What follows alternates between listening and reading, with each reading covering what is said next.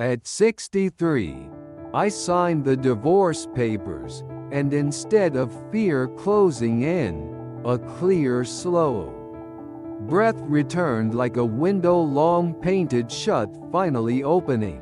After retirement, the house felt loud in a quiet way. Morning light stretched across the counter. The kettle hummed, and ordinary objects gained weight as rooms seemed to shrink. I reached for order on paper: savings, Social Security, rent, groceries, hoping neat lines could steady an unsteady heart. Hairline cracks formed quietly, a chair out of place, a breath that lingered, sentences ending early, evenings growing thin. The body asked for rest and did not receive it. A clinic note suggested less salt and dimmer screens. The drive home felt longer than the miles. A letter formed in silence and faded before it reached my hands. Some words exist only to be released. Cold mercy lived at the attorney's office, where life reduced to lines, boxes, and signatures. Rules hurt less than blame, and clarity felt like kindness. A pen slid forward. A hand trembled, then steadied, and ink met paper.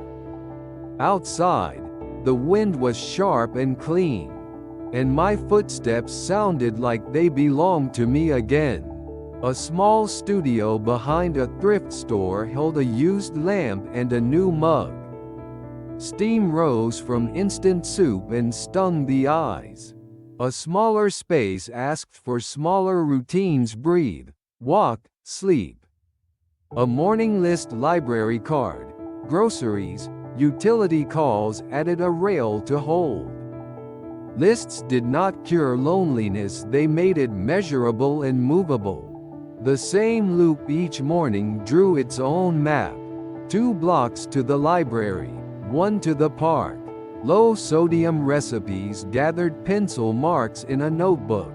A beginner guitar class welcomed slow fingers and uneven rhythm. Failure felt safe in rooms made for learning. On Wednesdays, newsletters folded in a church basement.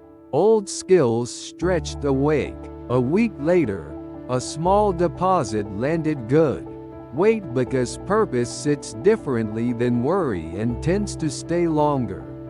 Healing chose rhythm over spectacle. Some evenings were still too quiet, but breathing evened out. A meal for one no longer required apology. A chair by the window waited for the last light. Old arguments stopped rehearsing in my head.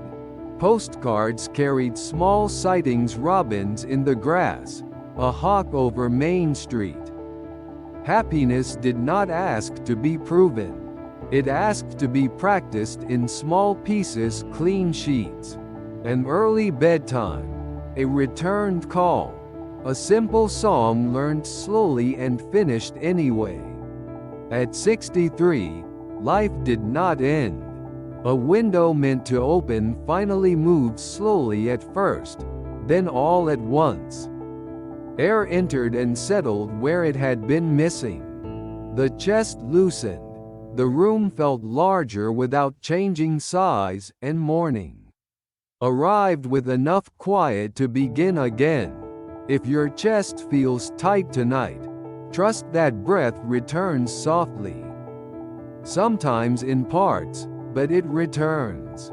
If this kept you company for a little while, another story will be waiting. Every morning brings its own light, and the window remembers how to open.